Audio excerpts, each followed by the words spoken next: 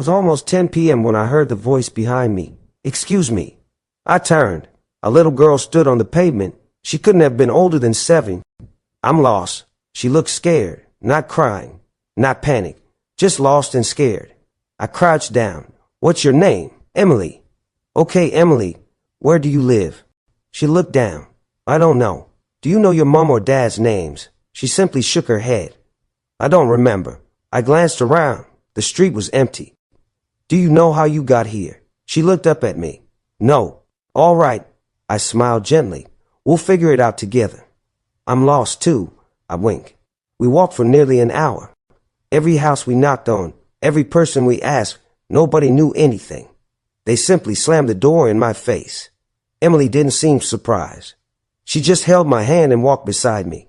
Eventually, I called the police. 2 officers arrived within minutes and I explained everything.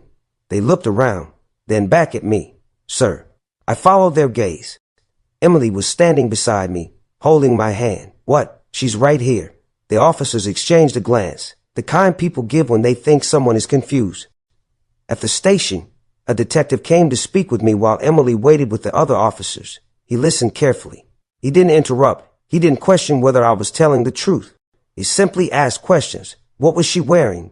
A white raincoat, red shoes. What did she look like? Brown hair, about 7 years old. He wrote everything down. Then he stopped. "You said her name was Emily." I nodded, yes. He looked at his notes for a long moment, then stood. "I'll be right back." When he returned, he was carrying an old cardboard folder. He placed it on the table.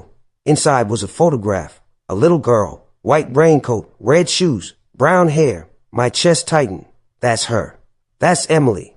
The detective watched me carefully. "You're sure?" "Yes," I nodded. "I've been with her all night." The detective slowly opened the folder. Her name was Emily Louise Carter. She disappeared 32 years ago. I stared at the photograph. Then the detective. Then the photograph again. The detective pulled out another document. This case was never solved. He turned the page. She was last seen leaving school with a friend. I looked at him. He placed another photograph on the table. 2 children standing together. One was Emily. "You recognize him?" he asked, pointing at the other child. I couldn't speak. The boy in the photograph was me. "You were the last person to see Emily Carter." I shook my head. "No."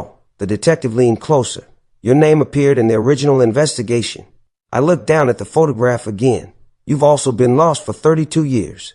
The detective watched my face change. "So, I want to ask you one last question." I looked up, terrified. "Where the hell is Emily?"